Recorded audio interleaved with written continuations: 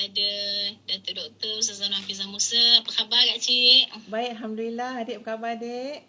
Alhamdulillah sihat. Anak-anak sihat? Alhamdulillah. Semua Terurus bekerjasama yang malam ni? baik, insya-Allah. Okey. Okay. InsyaAllah pada malam ini seperti mana yang telah pun diwar-warkan para hadirin hadirat sekalian, dalam kesempatan yang ada ini, sementara kita menantikan sahabat-sahabat lain masuk kan, join sekali, bolehlah agaknya siapa-siapa yang dah masuk dulu tu share-share kan, ya, war-warkan lagi, ya, kita baru bermula sahaja sahabat-sahabat sekalian.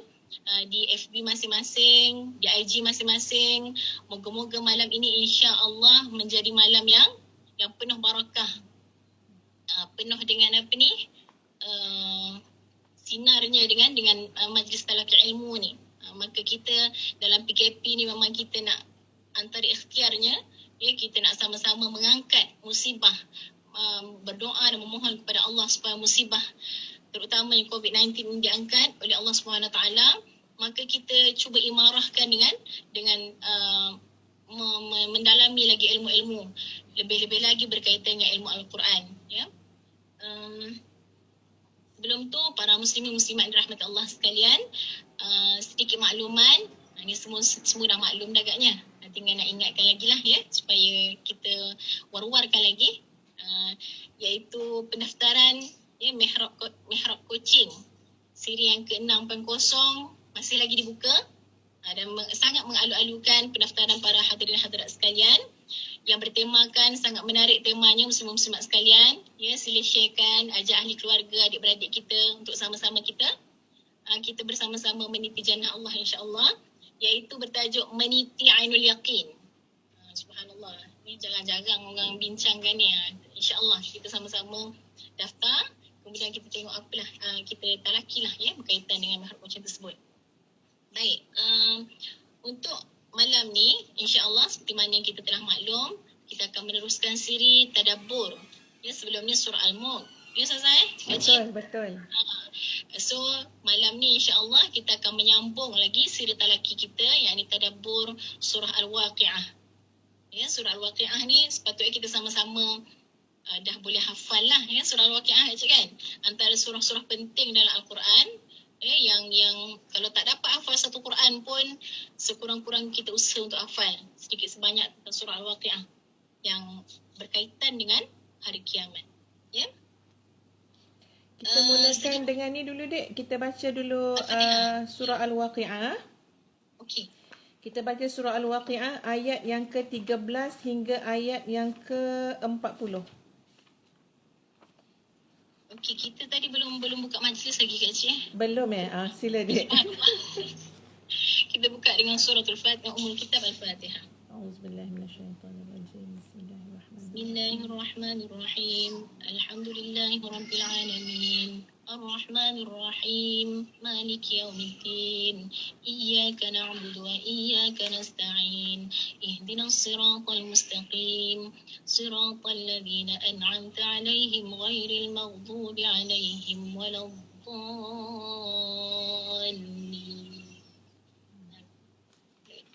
Kita akan baca insya-Allah daripada ayat yang ke-13 hingga ayat yang ke-40. Ya, jadi Ustazah Nur Saadah akan bacakan dulu ayat yang ke-13 hingga ayat yang ke-27. Para muslimin muslimat boleh buka Al-Quran ataupun tengok nanti dekat skrin kita akan tunjukkan juga ayat Quran tersebut. Jadi mari kita baca betul-betul sama-sama, kita perbaiki bacaan kita, insya-Allah semoga jadi lebih baik.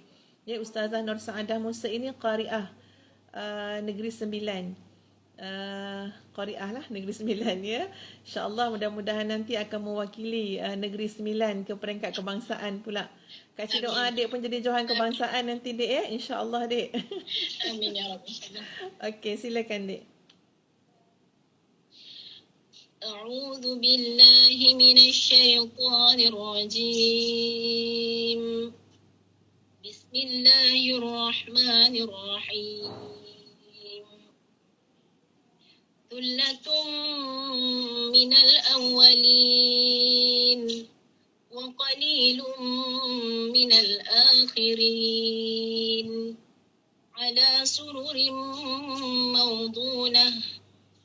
متكئين عليها متقابلين يطوف عليهم ولدان مخلدون بأكواب وأباريق وكأس من معين لا يصدعون عنها ولا ينزفون وفاكهة مما يتخيرون ولحم طير مما يشتهون وحور عين كأمثال اللؤلؤ المكنون جزاء بما كانوا يعملون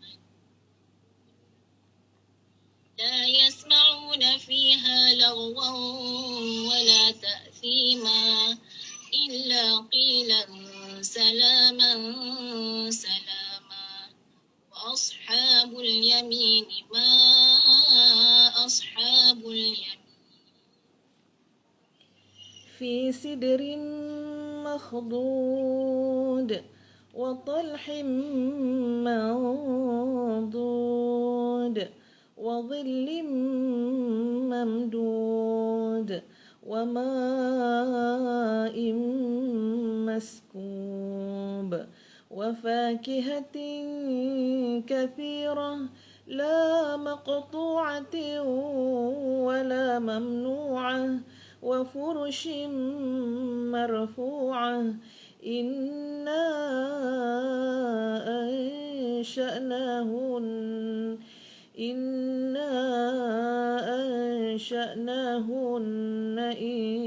إنشاء فجعلناهن أبكارا عربا أترابا لأصحاب اليمين ثلة من الأولين وثلة من الآخرين. Sadaqallahul Azim. Inilah dia ayat yang ke-13 hingga ayat yang ke-40 yang telah pun Ustazah baca bersama-sama tadi dengan adik Ustazah, iaitu Ustazah Nur Saadah Musa. Terima kasih Dek. Tapi dengar kat ujung-ujung tu bunyi macam ada anak menangis. Barangnya kan? Ya, dengar tau Dek. Tak apalah kalau nak keluar kejap uruskan pun tak apa ya. Masya Allah, ini ibu muda ya, anak ramai ya, kecil-kecil lagi, Alhamdulillah.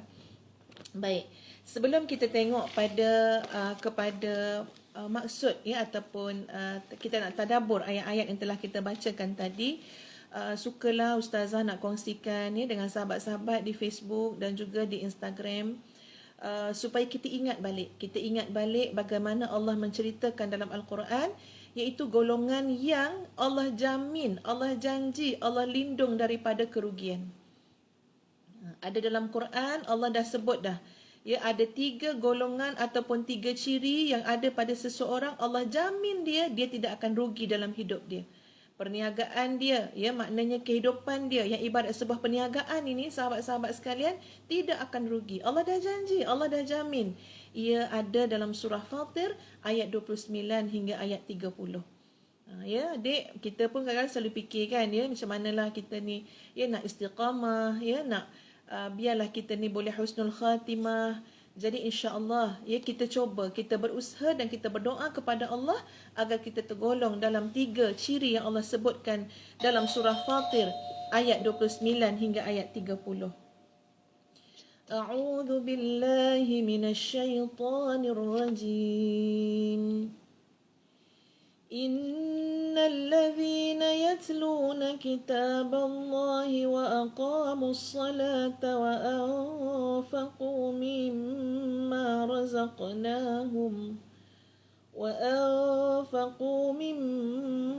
رزقناهم سرا وعلانية يرجون تجارة لن تبور ليوفيهم أجورهم ويزيدهم من فضله إنه غفور شكور.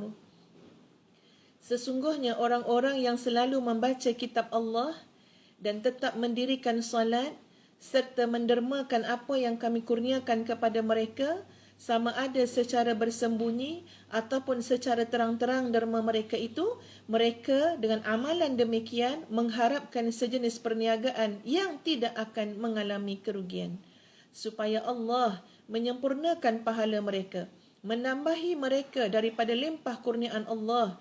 Sesungguhnya Allah Maha Pengampun, lagi sentiasa membalas dengan sebaik-baiknya akan orang-orang yang bersyukur kepadanya. Masya Allah. Ya, kita nak sangat. Ia tergolong dalam 3 golongan ini. Yang pertama yang disebut, yatluna kitab Allah. Golongan yang sentiasa membaca kitab Al-Quran. Ya, golongan yang sentiasa. Yatlu kat sini. Kalau kita tengok ya dek, tuan-puan, sahabat-sahabat sekalian, anak-anak semua, perkataan yatlu kat sini memang bila kita terjemahkan maksud dia membaca kitabullah. Tapi kalau kita faham lagi istilah perkataan dalam bahasa Arab, ya dengan lebih dalam lagi, maka perkataan tilawah, ya tilawah yang kita kata membaca itu daripada akar kata tala yatlu. Betul tak dek? Ya, tala yatlu, tilawatan. Apa makna tala? Tala maknanya mengikuti. Cuba adik cari dalam Quran ayat yang menyebut tentang ya bagaimana matahari dan bulan itu saling mengikuti di atas orbit masing-masing. Ya.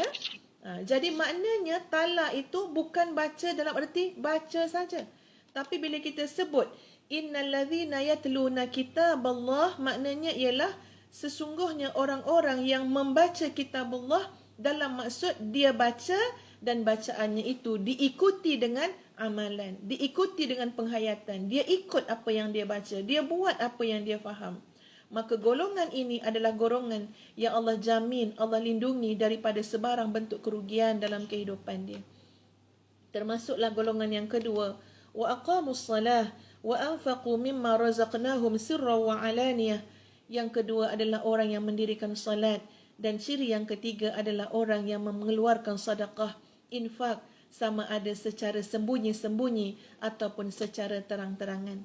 Jadi sebab itu insya-Allah ya sahabat-sahabat sekalian, kita ajak selalu tiap-tiap minggu, bukan saja bersama dengan kita ya dek bahkan ramai lagi para asatizah lain juga mengajak kita tadabbur, mengajak kita memahami Al-Quran. Ya, silakan ikuti program-program yang sedemikian. Sebab kita nak jadi lama kelamaan kita itu memang ada kesedaran daripada diri kita sendiri ya untuk sentiasa membaca Al-Quran, memahami Al-Quran, tadabbur Al-Quran. Dan satu lagi hadis Nabi SAW daripada Abdullah bin Amr bin Al-As, an Abdullah bin Amr bin Al-As. Sekejap ya. Bang. Ayat yang tala Al-Quran tu ayat apa? Tala. Ayat dia wal qamari idza talaha. Kan ya? Wal qamari idza talaha. Maksud dia? Bila bulan yang berjalan ikuti orbitnya. Bila bulan itu jalan ikuti orbit. Maksud dia tala kat situ, maksud dia mengikuti, itba'. Dia follow. Dia itba'. Jadi sebab itu masya-Allah cantiknya perkataan tilawah. Ya, maksud dia bukan baca-baca tapi tak tahu apa benda. Ya, tilawah adalah bacaan yang diikuti dengan perbuatan, dengan amalan penghayatan tadi. Baik, kita tengok pada hadis yang Ustazah nak kongsikan tadi.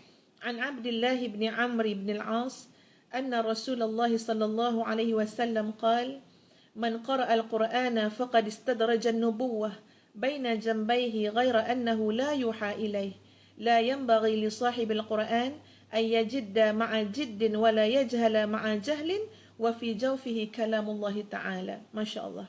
Nabi sallallahu alaihi wasallam bersabda, sesiapa yang baca Al-Quran, dia mengambil setingkat demi setingkat. Ya, sesiapa yang membaca Al-Quran, dia mengambil setingkat demi setingkat ilmu kenabian. Masuk jauh ke dalam dirinya, masya-Allah.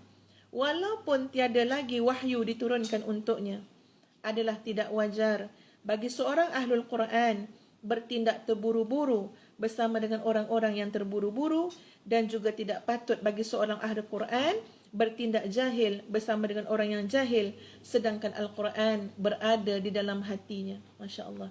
Ya, tengok dia Nabi bagi tahu apa dia?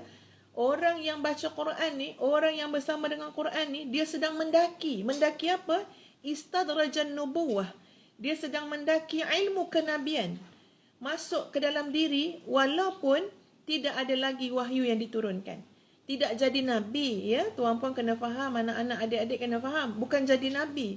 Tetapi Allah berikan satu tamthilan, ya, Allah berikan satu menunjukkan satu kelebihan bagaimana orang yang baca Quran dia dekat dengan tingkatan-tingkatan nubuwah. Masya-Allah. Masya-Allah. Ya, sebab Al-Quran, ya, ayat-ayat kalamullah ini turun kepada Rasulullah sallallahu alaihi wasallam.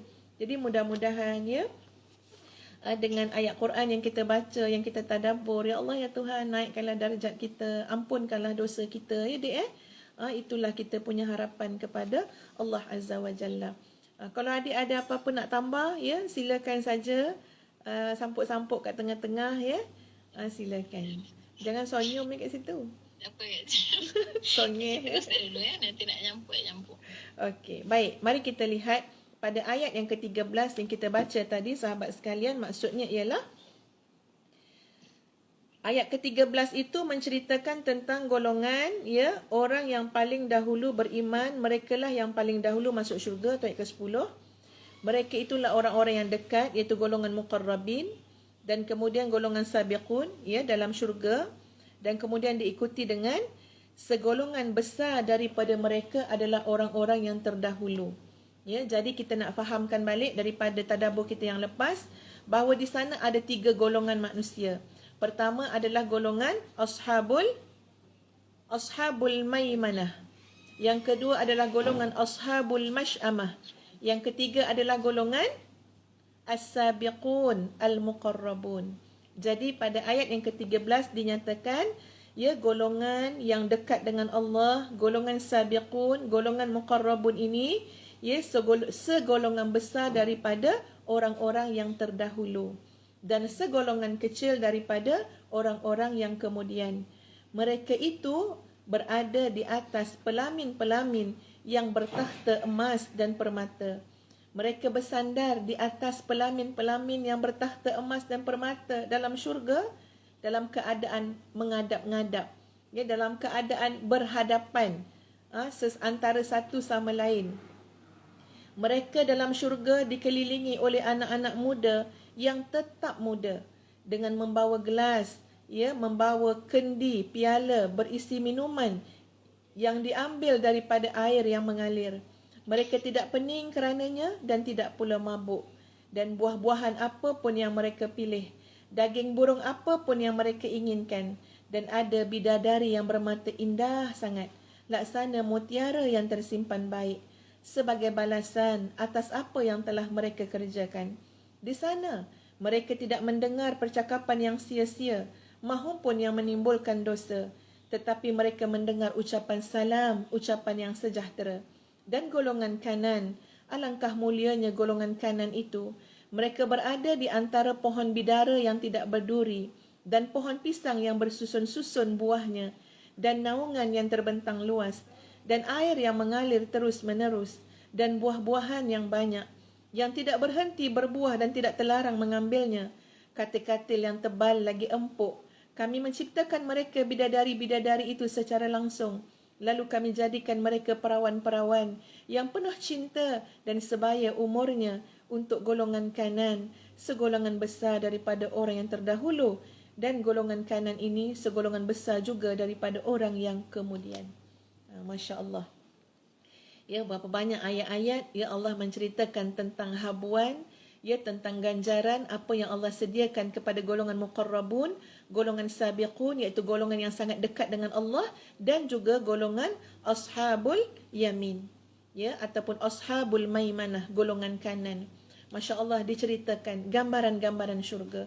Sahabat-sahabat sekalian, ya, syurga ini yang kita faham daripada hadis Nabi SAW, ialah keadaan nikmat yang tak pernah dilihat oleh mata. Betul ya, Dek?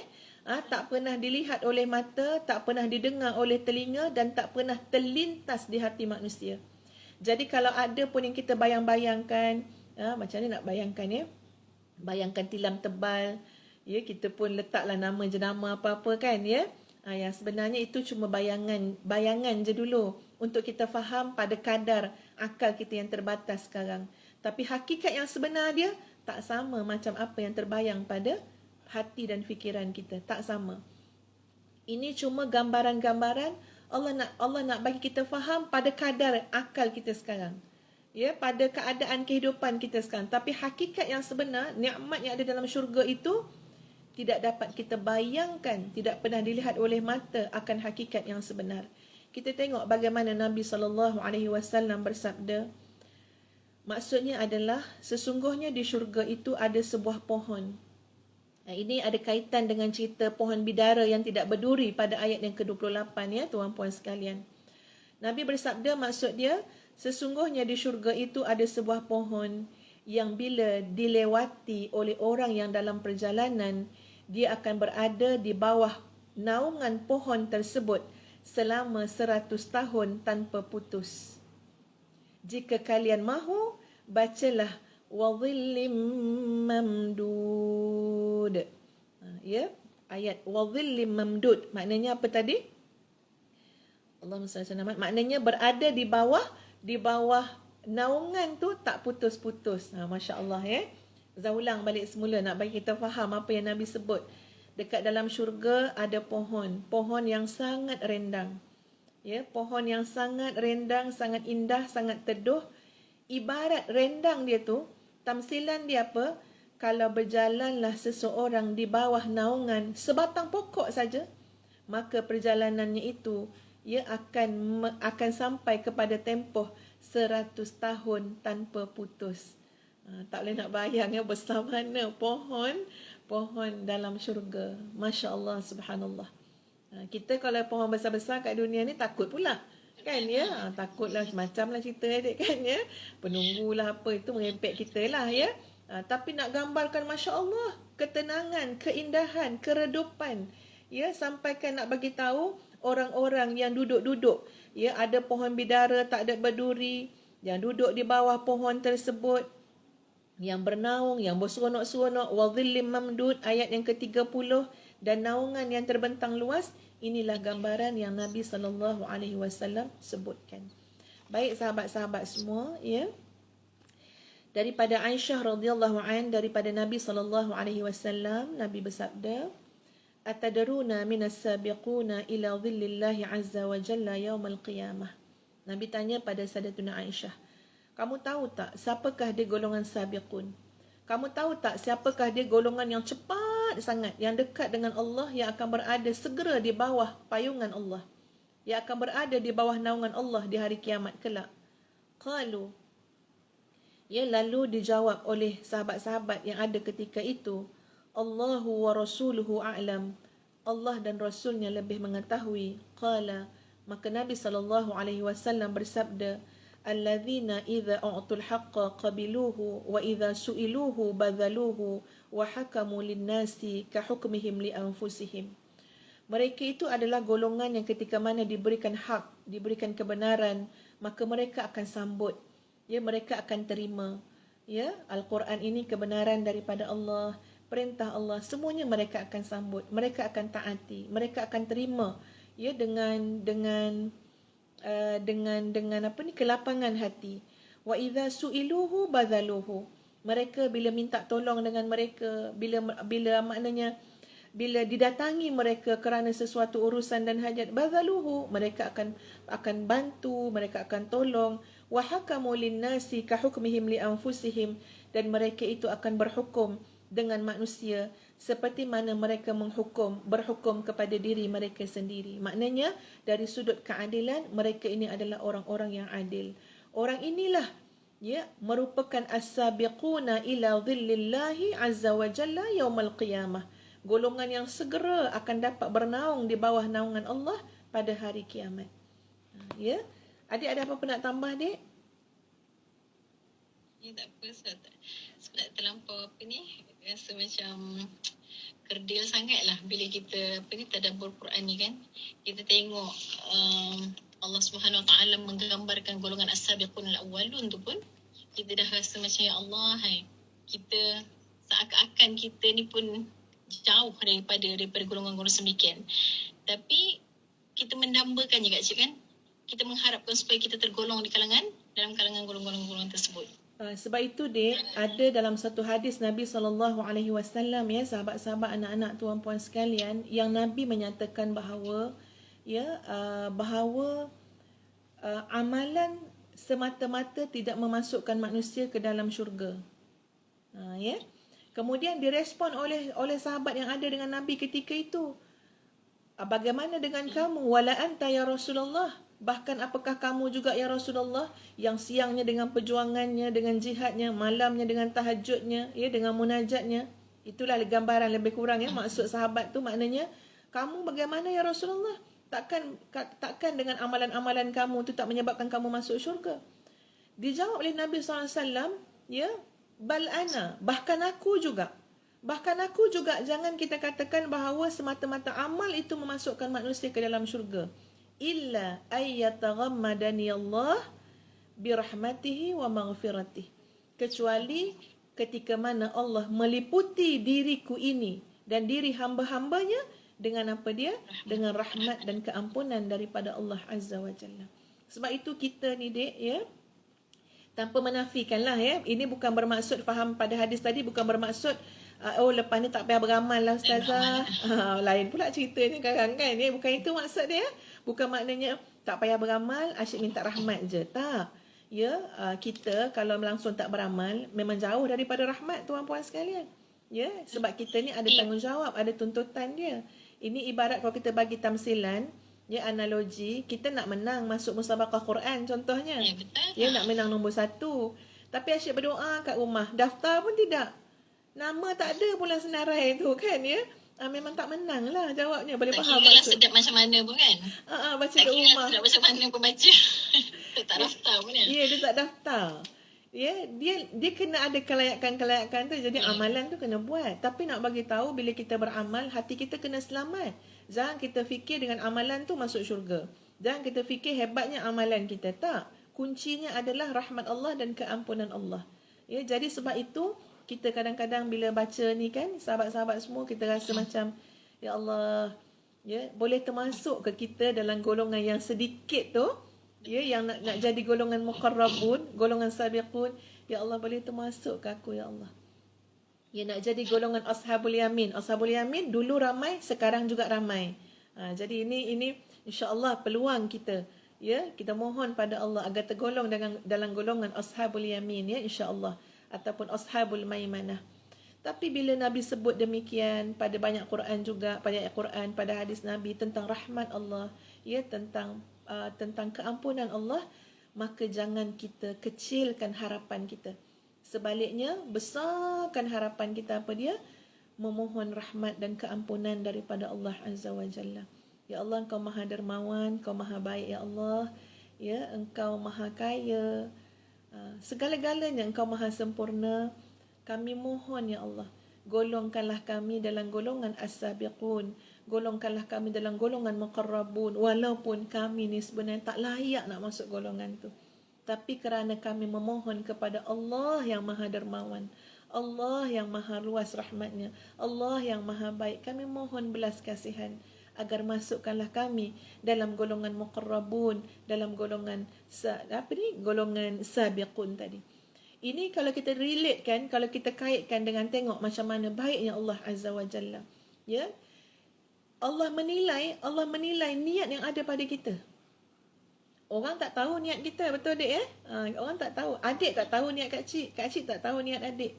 Ya, apa yang ada dalam hati kita semua ni mungkin hanya 1% sajalah orang boleh duga, orang boleh anggap, ya.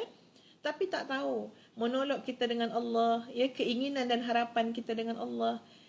Tapi Allah Azza wa Jalla, sahabat-sahabat, tuan-puan sekalian, Maha mengetahui. Allah Maha mengetahui apa yang ada dalam hati kita. Ya. Jadi sehinggakan pada satu hadis yang lain Nabi SAW menyatakan, "Man sa'alallahu syahadata bisidqin ballaghahu Allah manazila syuhada wa immata ala firasyih." Ya, ini cerita mati syahid. Ya, ya Allah, kalau kita fikirkan kita ni macam mana nak mati syahid kan, ya. Tapi kita bukan tengok pada diri kita semata-mata, tapi kita ni nak melihat kepada keagungan Allah Ya, Allah Al-Barur Rahim, Allah yang maha baik, Allah yang maha pengasih lagi maha penyayang. Sebab itu tanamkanlah niat yang besar-besar. Tanamkanlah niat dan harapan yang hebat-hebat.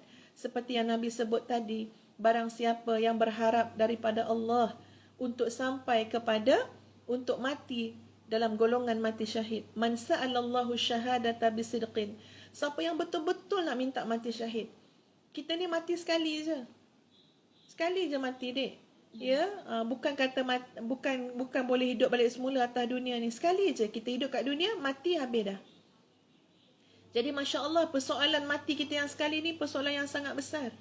Macam mana kita nak mohon kepada Allah meletakkan harapan supaya mati yang sekali ini menjadi mati yang paling baik. Maka kita berharap daripada Allah, man sa'alallahu syahadata bisidqin, lalu kita berharap, ya Allah, biarlah matiku ini adalah matinya mati syahid. Mati syahid. Ya. Teringat Kak Cik satu kisah kan. Kisah kalau boleh sebut dekat sini kan, bagaimana Syekh Abdul Aziz Rantisi. Ingat tak Kak Cik siapa? Ya, betul. Salah seorang daripada mursyid Ikhwan Muslim Hamas kan di Palestin. Bagaimana ketika mana wartawan tanya kepadanya, tak takutkah dia dengan Apache ke dia panggil tu yang terbang Israel semua tu kan yang duk bom. Dia kata subhanallah, jawapan dia sampai kata, ya Allah, hebatnya iman dia, kentalnya keyakinan dia pada Allah SWT. Dia kata apa? Dia kata semua orang akan mati. Tak ada siapa dalam dunia yang akan hidup selama-lamanya. Semua akan mati. Tapi aku memilih mati, biar mati dengan Apache. Maknanya biar dia, bukan maknanya nak bunuh diri, tapi nak mengatakan bahawa dia membenarkan, dia berusaha untuk membenarkan janji dengan Allah SWT, kan? Bahawa seperti yang Kak Cik sebut tadi, kita semua nak mati syahid, betul? Maknanya nak setinggi-tinggi tingkatan kematian, kita mendambakan mati syahid. Tapi boleh cakap lah kan? Tapi yang benarnya, yang betul-betul benarnya, dan dia telah membenarkan kata-katanya. Dia telah mati syahid pun. InsyaAllah syahid lah kan. Dia telah meninggal dunia pun. Dan memang dia meninggal dunia di bom kan. Oleh Apache daripada Israel. Jadi nak katanya berbalik kepada apa Kak Cik kata tadi, memang Allah SWT lah yang maha melihat, yang maha mengetahui seluruh apa yang ada kat sanubari kita ni, dalam hati kita. Betul-betulkah kita benar-benar nak mati syahid? Maka kalau betul-betul nak mati syahid, hatta kita meninggal di atas katil pun, insya-Allah Allah akan kira sebagai ahli mati syahid. Betul tak Cik? Ya, macam tu lah yang Nabi sebut tadi. Ya, siapa yang ada keinginan, harapan, niat nak mati syahid, dia akan balaghahullah manazila syuhada, Allah akan angkat dia pada kedudukan orang yang mati syahid. Wa imata ala firasyih, walaupun dia mati di atas katil dia. Besok akhirat besok, bangkit golongan mati syahid ada sekali. Walaupun perang yang mana dia pergi. Ya, siapa yang bom dia, kita katakan ya, siapa musuh mana yang bunuh dia. Tapi subhanallah, maha suci Allah, maha baiknya Allah, dengan niat yang ada pada diri kita yang sentiasa berharap rahmat Allah, Allah boleh mengangkat kedudukan itu ke tahap yang sangat tinggi. Inilah yang kita nak tekankan, adik-adik, sahabat-sahabat, tuan-puan sekalian. Bila kita baca Al-Quran, biar hati kita hidup. Ya, biar hati kita hidup. Kita baca ayat ni, ya Allah ya Tuhan, cerita tentang 3 golongan. Ada golongan kanan, ada golongan kiri, ada golongan yang dekat dengan Allah. Hati kita tak ada rasa apa-apa ke? Ya, paling tidak sahabat-sahabat sekalian, bila kita baca, kita boleh terhenti sekejap untuk berharap apa dia. Wahai Allah, golongkan aku golongan ini ya Allah. Wahai Allah, masukkan aku golongan muqarrabun ya Allah. Terasa pula dalam hati nak bertindak, aku nak belajar lagi lah. Siapakah dia golongan ashabul yamin? Aku nak belajar lagi lah, nak mencontohilah siapa dia golongan muqarrabun. Ustazah ada satu buku tuan-puan sekalian tentang orang-orang yang dijamin masuk syurga. Ya, orang-orang yang dijamin masuk syurga di kalangan para sahabat Nabi SAW. Alhamdulillah, buku tu dah baca sikit. Ya, dah baca sikit. Mudah-mudahan dapatlah habiskan semua. Masya Allah, baru kita baca 2-3 orang, ya, 2-3 tokoh yang memang Allah jamin masuk syurga, kita dah terasa dah Allahu Akbar, jauhnya gambaran kehidupan kita dengan kehidupan mereka. Masya Allah, hebatnya keimanan yang ada pada mereka. Itu pun dah terasa sangat dah. Ya, jadi sebab itu, ya, bila kita baca tentang ayat-ayat yang tadi, ya, di mana ayat ini menceritakan tentang nikmat yang Allah berikan kepada golongan muqarrabun, golongan yang dekat dengan Allah, dan nikmat yang Allah berikan kepada golongan ashabul maimanah ataupun ashabul yamin. Sahabat-sahabat sekalian, ya, Ustazah ingin masukkan dalam huraian pada malam ini, iaitu menggambarkan ataupun menjelaskan ciri-ciri golongan kanan. Apa dia ciri-ciri golongan kanan? Ya, kita nak jadi golongan kanan, ya. Ciri ni yang pertama ialah menerima kitab amalan dengan tangan kanan. Ini ciri golongan kanan. Menerima kitab amalan dengan tangan kanan ini adalah simbolik kepada apa? Simbolik pada amalan kebaikannya lebih berat daripada amalan keburukannya. Ya, simbolik kepada orang-orang yang memang beramal soleh, penuh perbendaharaan hidupnya, perbendaharaan pahalanya, maka dalam surah Al-Haqqah ayat yang ke-19 Allah menjelaskan tentang golongan yang diberikan kitab amalan dengan tangan kanan. A'udzu billahi minasyaitonir rajim. فَأَمَّا مَنْ أُوتِيَ كِتَابَهُ بِيَمِينِهِ فَيَقُولُ هَاؤُمُ اقْرَءُوا كِتَابِيَهْ صدق الله العظيم. Maka فَأَمَّا مَنْ أُوتِيَ كِتَابَهُ بِيَمِينِهِ, maka bagi golongan yang Allah berikan kepada mereka kitab amalan mereka dengan tangan kanan, maka dikatakan kepada mereka, nah, silakan bacalah kitab amalan kamu. Jadi ini adalah di antara ciri-ciri golongan ashabul yamin, mereka menerima, ya, kitab amalan dengan tangan kanan. Yang kedua, mereka dibawa ke kanan menuju syurga. Ini cerita dekat padang mahsyar. Ya, ada kanan dan ada kiri. Golongan ashabul yamin akan dikenali sebab mereka ni dibawa ke syurga melalui sebelah kanan. Itu yang kedua disebutkan dalam kitab tafsir. Yang ketiga, mereka adalah golongan yang beriman kepada Allah, kepada Rasulnya, dan golongan yang beramal saleh. Yang keempat, besar jumlah dahulu, besar juga jumlah kemudian. Maknanya ashabul yamin ini, ya, peluangnya besar. Orang dulu pun ramai, orang sekarang pun ramai.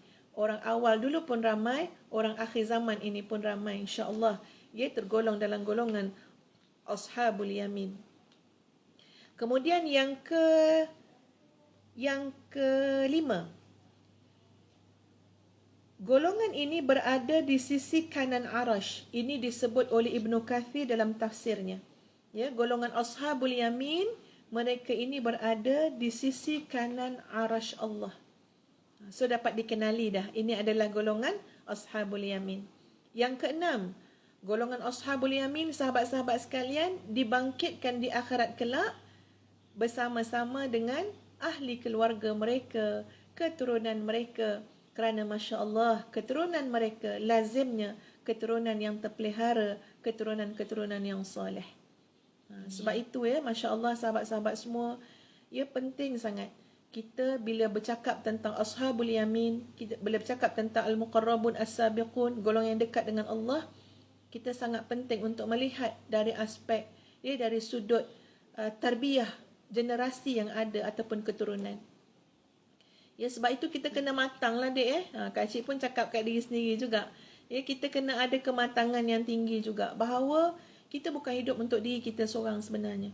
Kita bukan nak tarbiyah diri kita seorang, tapi kita sedang mencorak generasi kita. Kita sedang mencorak keturunan kita.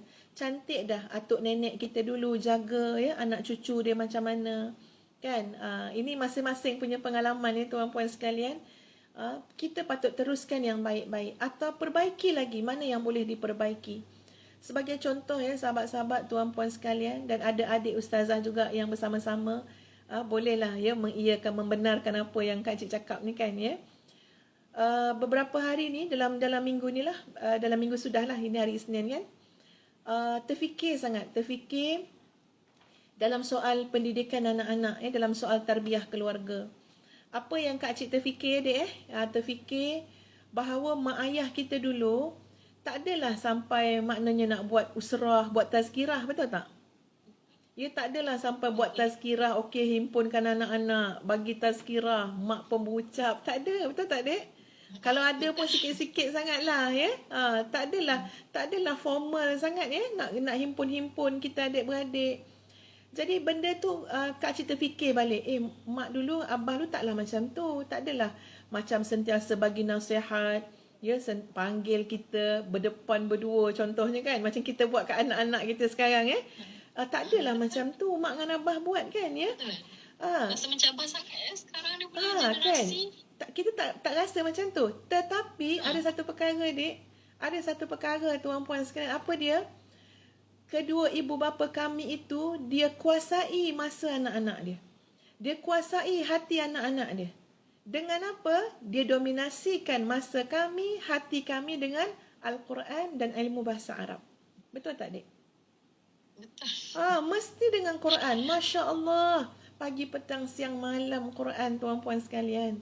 Ya, daripada pagi diingatkan tentang Quran, balik sekolah nanti kena baca Quran, dah habis baca bukan alasan tak nak baca lagi, sebaliknya kena baca lagi. Bila pergi dekat kelas Quran, mak abah suruh pula tolong ajar pula kawan-kawan lain tu dengar mereka baca Quran. Tak habis kat situ, bila malam datang pula, ya, masa tu Tuan Guru Arwah Haji Saidin nak ajar Taranum dekat masjid. Walaupun masa tu baru darjah 1, baru mau 6 tahun, pergi belajar Taranum Quran pula. Masya Allah, masa kita itu dipegang, dikuasai oleh mak ayah kita dengan apa? Mengikat hati kita dengan Al-Quran. Mereka tak bagi nasihat panjang-panjang tuan-puan. Mereka tak ada bagi silibus usrah ke apa, tak ada. Tapi kami tak sempat nak buat macam-macam benda lain. Ya, tak sempat sangat. Ada sikit-sikit je masa lepas asar tu untuk main-main, nyorok ke, ya, main galah panjang ke. Tapi lepas tu nanti bila balik ke rumah, so diformatkan balik dengan Quran. Dan Masya Allah, ya Masya Allah, tabarakallahu ahsanul khaliqin, juhdum mashkur, satu usaha ibu bapa yang mesti dihargai. Ya, bahkan kadang-kadang Kak Cik pun rasa macam, ya ustazah rasa macam, ustazah pun tak mampu nak ulang balik apa yang mak abah dah buat, ya, pada anak-anak kita. Ya, tak mampu nak ulang balik.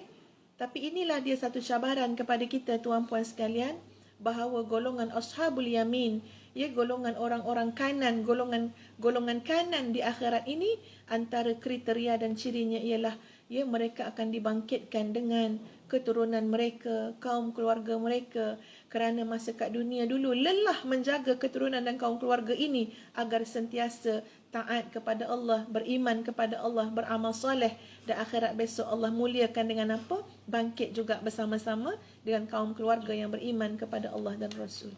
Ya, jadi sebab itu, Betul Kak Cik, ya, macam kalau Kak Cik sebut tadi kan tentang keluarga kan, bagaimana kita mengharapkan kita bersama dengan keluarga kita sekali kan, keturunan kita bersama-sama menjadi golongan ashabul yamin, insya-Allah, amin ya Allah. Kita bukan sekadar ialah macam abah mak kan, tarbiyah kita dengan Quran, alhamdulillah, tapi abah mak juga berusaha sungguh-sungguh untuk menyokong kan, menyokong minat kita, menyokong kita, semua program-program kita dengan Quran. Betul tak? Mak abah daripada jauh sanggup datang kan, walaupun waktu tu subhanallah abah dalam keadaan sakit kan, tapi ada tilawah Al-Quran di Seremban sebagai contoh kan, abah akan datang menghadiri daripada awal sampai ke sudah. Abah bawa kereta sendiri, nak bagi support, nak bagi sokongan. Boleh kata macam diimarahkan program tilawah tu pun dengan keluarga kan. Maknanya datang sama-sama di kalangan adik-beradik, datang menyokong, imarahkan program-program Quran. So rasanya benda-benda macam tu yang kita tak mampu, sukar untuk kita hidupkan dalam kalangan generasi-generasi yang sekarang ni Kak Syed. Sebenarnya ini memang satu muhasabah kepada kita semua, termasuklah ustazah ya, dengan adik yang sedang berkongsi pada malam ini. Sahabat-sahabat bayangkan ya, macam mana pendidikan ibu bapa itu, yang bila kita dengan Quran, mak kita akan ada sebelah. Bila kita dengan Quran, antara salah seorang, antara mak atau abah akan ada sebelah. Betul tak, Dek? Kita tak pernah terbiar baca Quran seorang-seorang. Betul. Dia bukan maknanya urusan baca Quran bukan sekadar maknanya dah baca ke belum. Lepas tu kita pun jawab dah. So settle. Macam kita buat sekarang kat anak-anak kita kan. Kan Tapi itu sudah tidak dekat guru Quran macam tu betul. kan. Tapi itu tidak berlaku pada ibu ayah kita dulu. Ya, sebaliknya kalau kita baca Quran, mak kita akan duduk sebelah ataupun ayah kita duduk sebelah. Hatta ketika mana kita sudah pandai dah mahir juga sikit sebanyak baca Quran, maka digantikan daripada untuk mendengar sambil mengajar, digantikan dengan contoh macam abah kan, abah dengar untuk menikmati alunan ataupun menikmati ayat-ayat Quran tersebut. Boleh jadikan satu halaqah, ya, satu perkumpulan, mai sini ataupun kita baca Quran, abah akan datang duduk, ya. Kita nampak macam mana abah menikmati bacaan Quran tu. Ya, sampai lelap-lelap mata dia kan, ya. Sampai kadang-kadang berbuai kepala dia kan, ya. Lepas tu sekarang dengan seronoknya dia nak menceritakan kepada kita apa maksud yang kita baca. Masya-Allah. Ya, mungkin nak kata orang zaman sekarang lebih pandai ilmu teori pendidikan anak-anak dan sebagainya. Ya, tapi akhirnya benda ini kena juga tuan-puan sekalian kita melihat, ya, pengalaman-pengalaman yang sudah, ya, perkongsian-perkongsian orang-orang tua yang lebih dulu daripada kita. Masya-Allah. Allah ilhamkan kepada mereka, Allah mudahkan kepada mereka dalam bab mendidik anak-anak ini. Ya, sangat cantik dan indah sekali. Dan itu yang boleh kami kongsikan, ya. Tujuan dia untuk kami juga kena buat sesuatu pada keluarga kami dan tuan-puan yang sedang mendengar juga, ya. Biarlah kita boleh muhasabah macam mana kita nak bawa balik keluarga kita ini. Semoga kita semua bersama-sama menjadi golongan kanan, ya, menjadi golongan muqarrabun as-sabiqun insya-Allah. Ya Allah ceritakan panjang lebar dalam surah Al-Waqiah tentang nikmat-nikmat tadi. Okey, sebelum kita akhiri, ya,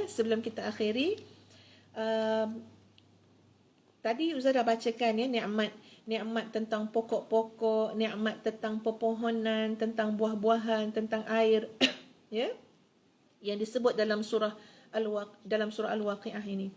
Tuan-puan sekalian, nikmat-nikmat yang disebut ini adalah nikmat yang fundamental, ya, nikmat yang mesti ada dalam hidup kita. Setuju tak, Dek? Nikmat yang namanya air, ya, nikmat yang namanya buah-buahan, pokok-pokok ni, masya-Allah, nikmat yang sangat hebat. Cuma kadang-kadang kita je tak perasan. Ya, kita tak perasan.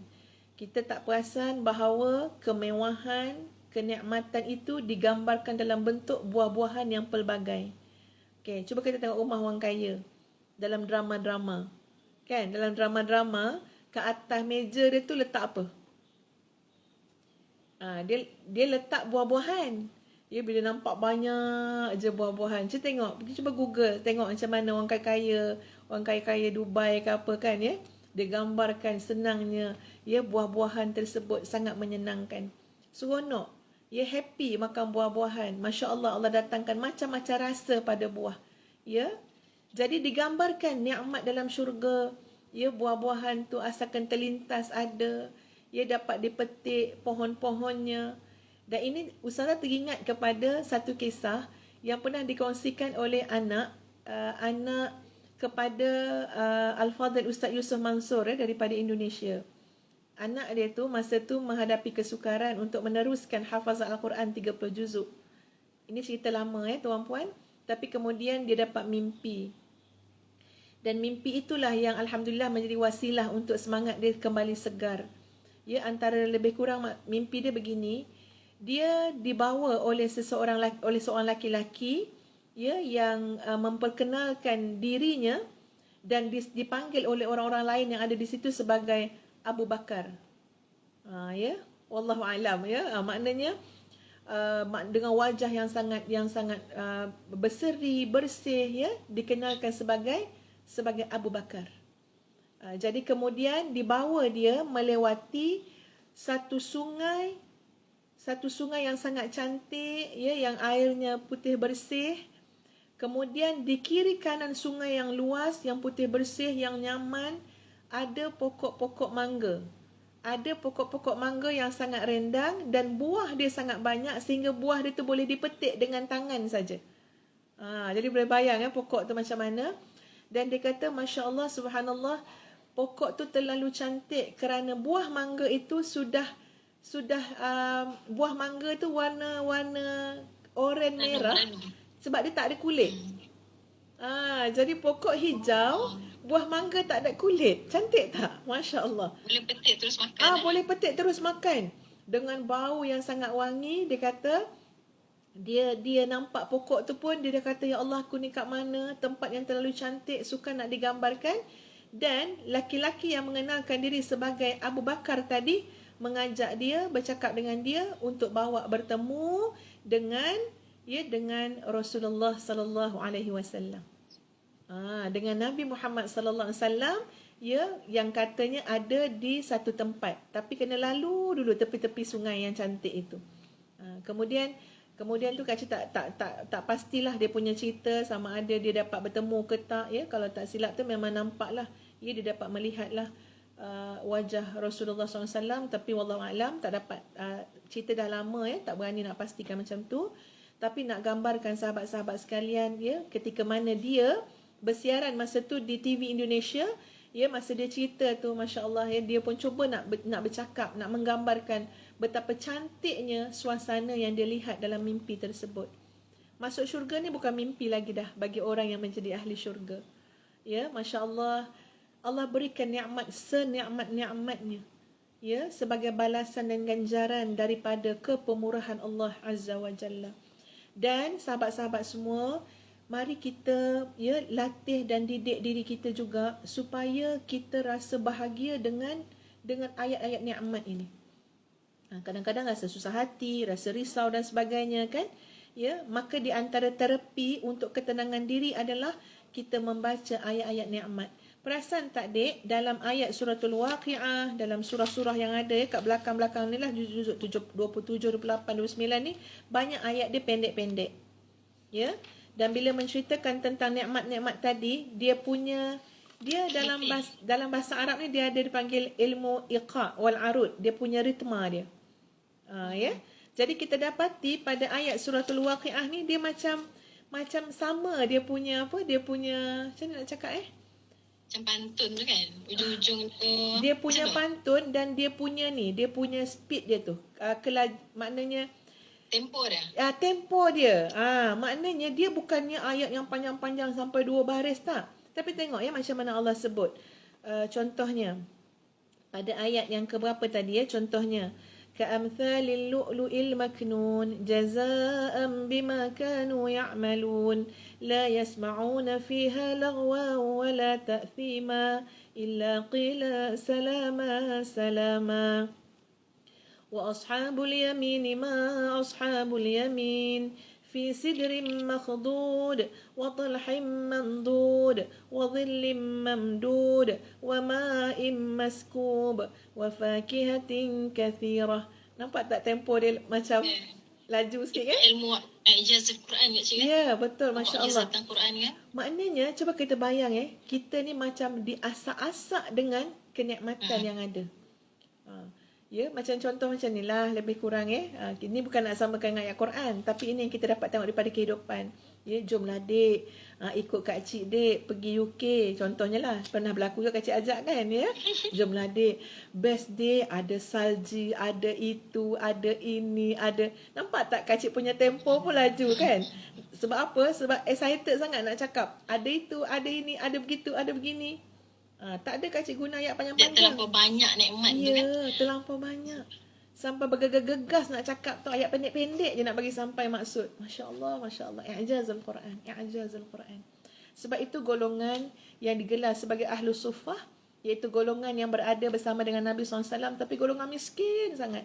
Ia sanggup tinggalkan keluarga mereka, sanggup hijrah tinggalkan tempat duduk mereka, tanah-tanah tumpah air mereka, untuk datang ke Madinah, untuk melihat Nabi SAW. Lalu jadilah dipanggil sebagai Ahlus Suffah. Di antaranya adalah Abu Hurairah sendiri. Ya, mereka ni sanggup hidup dalam keadaan khemah-khemah je kat tepi-tepi Masjid Nabawi tu. Bahkan pernah diceritakan Ahli Suffah ni, sahabat-sahabat semua, ya, contohnya Abu Hurairah pernah lepas solat Isyak saja berbual panjang dengan Sayyidina Abu Bakar. Ya, tujuan dia apa dia? Tujuannya supaya dia berborak sambil berjalan. Sayyidina Abu Bakar nak balik, kan? Ya, jadi sampai-sampai tu borak-borak-borak. Sampai-sampai jalan-jalan-jalan. Sebenarnya ada tujuan dia. Tujuan dia apa? Biarlah sampai depan rumah Sayyidina Abu Bakar. Biarlah Sayyidina Abu Bakar jemput masuk dalam rumah. Biarlah Sayyidina Abu Bakar bagi minum syai. Ataupun bagilah apa-apa. Sebab apa? Sebab keadaan Abu Hurairah ketika itu terlampau lapar. Ya. Tapi yang herannya ketika mana berborak tu sekejap-sekejap Sayyidina Abu Bakar ni macam nak potong, nak putuskan percakapan. Nak cepat lah. Macam nak cepat, macam okeylah macam tu ya. Tapi Abu Hurairah Abu Hurairah akan sambung lagi. Sehinggalah akhirnya ya, maknanya sahabat ataupun Abu Hurairah Sayyidina Abu Bakar sebut sebenarnya ni maknanya lepas pada tu dah diceritakan oleh Sayyidina Abu Bakar, sebenarnya aku tahu sangat apa yang diinginkan oleh Abu Hurairah. Aku tahu sangat. Tapi kalau aku diajak datang rumah aku pun tak ada apa-apa nak bagi. Masya-Allah. Ya, Masya Allah, ni golongan sahabat ya. Mereka maknanya dah habis bagi orang dah. Aku pun tak ada apa. Maksud malam tu terus tidur je. Perut lapar pun tidur. Jadi golongan ahli sufah ni sahabat-sahabat semua, mereka sangat suka ya mendengar ataupun diperdengarkan dengan ayat-ayat tentang nikmat syurga. Sangat suka.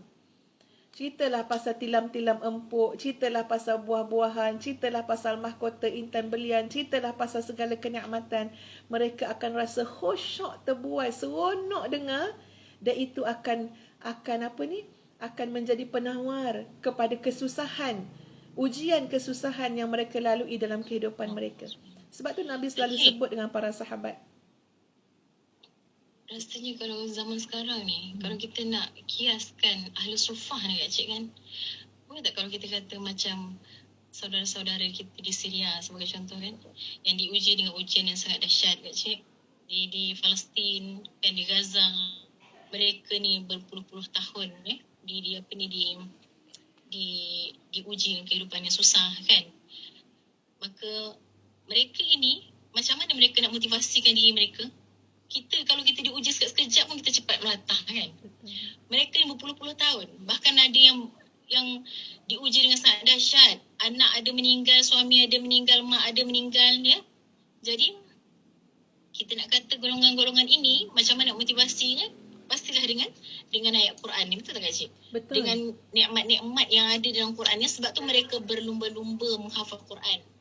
Mereka meyakini sampai macam harap kucing tu kan, ainul yakin kan, meyakini tahap keimanan mereka tu bahawa dunia ni betul-betul persinggahan, betul-betul sementara, memang betul-betul darul ibtila, memang tempat untuk diuji, dan mereka mengecapi nikmatnya nanti dalam syurga Allah SWT yang Allah SWT janji. Betul. Sebab tu Dek, macam tadi ada sebut tentang Syekh Rantisi kan. Abdul Aziz Rantisi. Okey, sama juga macam masa Kak Cik, macam masa Ustazah belajar kat Jordan dulu, Syekh Abdullah Azam. Ya, Syekh Abdullah Azam, masya-Allah, isteri-isteri mereka menyambut berita kematian suami mereka dengan lenangan air mata, dengan doa, ya, dengan maknanya dengan ayat seperti ini. Alhamdulillah, ya, suami aku telah dapat apa yang diidamkannya. 70 orang bidadari sedang menyambut suamiku, sedang mengalu-alukan suamiku. Masya Allah. Maknanya mereka ini, itulah yang mereka letakkan harapan, keyakinan bahawa mereka tidak akan mati sia-sia. Ya, perjuangan tu bukan perjuangan yang sia-sia. Kesungguhan tu bukan sia-sia. Tetapi ada janji Allah. Ada kenikmatan yang menunggu, yang Allah sediakan kepada mereka. Wa abshiru bil jannati allati kuntum tu'adun. Sebab tu kita nak kena banyak baca Quran. Ya, dan baca Quran biar lekat ke hati. Ingat janji Allah pada kita. Ingat nikmat yang Allah sediakan pada kita, insya-Allah. Amin amin ya rabbal alamin. Ingat. Ya, itulah yang akan memberikan kekuatan dalaman kepada kita untuk terus berjuang lagi, ya, terus mujahadah lagi dan mujahadah lagi. Jadi sahabat-sahabat sekalian, ya, adik yang Kak Cik kasihi, rasanya untuk malam ni cukup dahulu setakat ini. Ya, kita bukan hanya berhenti setakat ini, tapi sahabat-sahabat semua, kita sama-sama berdua dek, ya, kita bacalah Quran, kita tadabburlah, bawalah ayat-ayat Quran tu dalam malam kita, dalam solat sunat kita. Cuba kita rasakan macam mana indahnya baca suratul Waqiah dalam solat sunat, ya, mengingatkan tentang nikmat yang Allah berikan kepada ashabul yamin, kepada golongan muqarrabun. Insya-Allah hati yang keras boleh jadi lembut. Ya, insya-Allah hati tu akan masya-Allah ia menjadi tadahan hidayah, taufik, ilmu yang akan Allah berikan kepada kita insya-Allah.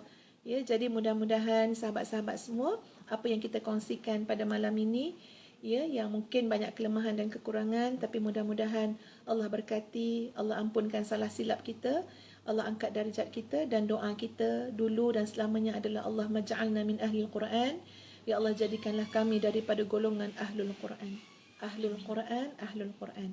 Sebab tu kita nak baca Quran sampai kita ni macam ainul yaqin. Maknanya macam nampak nikmat tu depan mata. Ya, kita yakin tu macam ainul yaqin. Dapat lihat. Bukan sekadar berita-berita kita dengar tak. Tapi kita dapat rasakan secara ainul yaqin. Ya, dalam jiwa kita. Sebab kita tak mungkin masuk syurga sekarang kan. Ya, tapi ainul yaqin itu sehingga penghayatan kita itu penghayatan seolah-olah nikmat yang betul-betul kita rasakan adalah nikmat yang menanti kita di akhirat besok. Lebih kurang macam itulah ya. Mungkin untuk lebih lanjut tentang ainul yaqin, ya ustazah mengajak semua adik-adik, anak-anak, tuan-puan, sahabat-sahabat sekalian, ya silakan jemput mendaftar untuk Mihrab Coaching ya 6.0 ainul yaqin sebagai persediaan kita juga untuk memasuki ya bulan Ramadan, untuk kita memahami konsep bagaimana keyakinan itu, ada keyakinan ada dalam keadaan ragu-ragu, ada yang keadaannya ilmu yaqin, ada yang keadaan yang benar-benar ainul yaqin. Semua itu akan kita perhalusi dalam grup yang lebih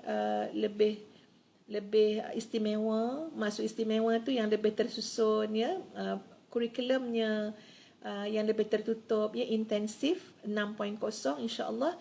Jemput bersama-sama dan sebenarnya pendaftaran tuan-puan ini juga adalah infak sahabat-sahabat semua kepada Madinatul Huffaz, kompleks Madinatul Huffaz fasa yang kedua.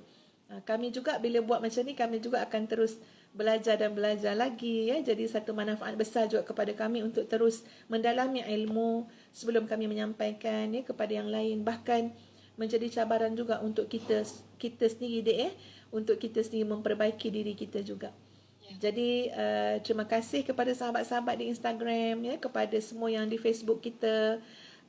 Sekarang ni ustazah serahkan penutupnya kepada Ustazah Nur Saadah. Silakan Dek.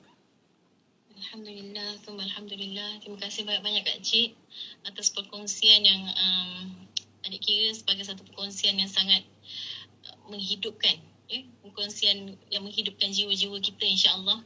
Kalau sebelum ni, sebab tu pentingnya kita kena bertalaki, kena berkuliah kena menuntut ilmu ni, kuliah ilmu ni. Sebab kadang-kadang jiwa kita kering macam kan. Kita rasa macam inilah kita betul-betul dengan kehidupan kita, rutin kehidupan kita, lagi-lagi PKP ni duduk rumah kan. Jadi bila kita duduk talaki ilmu, tadabbur Quran, subhanallah, perkara-perkara beginilah yang akan menghidupkan, menguatkan semula azam kita, membetulkan semula matlamat dan tekad kita. Ya, seperti mana yang tadi kita dah bicarakan berkenaan dengan ashabul golongan as-sabiqun al-awwalun ya. Ini mungkin Kak Cik golongan as-sabiqun al-awwalun ni kita golongan yang telah pergi meninggalkan kita kan. Ini golongan sahabat-sahabat Nabi, golongan awal dulu. Tapi kita tidak terlepas peluang itu bila Allah sebutkan tentang golongan ashabul yamin.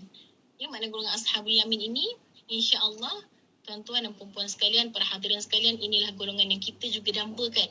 Ya, kita mengharapkan, maknanya kalaupun dia memerlukan ni lah, bukanlah makna macam Kak Cik kata tadi, bukanlah maknanya kita mengharapkan syurga hari ni juga datang syurganya, kita merasa masuk syurga, tak. Ia memerlukan latihan demi latihan, ya, ujian demi ujian. Kita tak mengharapkan ujian Allah datang pada kita, tapi bila ujian tu datang, kita harap supaya kita menjadi golongan-golongan yang sabar. Ya, golongan-golongan yang Nabi sebutkan sebagai as-sabru 'inda sadmatil ula. Golongan yang sabar ini adalah golongan yang ketika mana diturunkan ujian, mereka ini sabar, ya, tidak melenting, tidak melatah.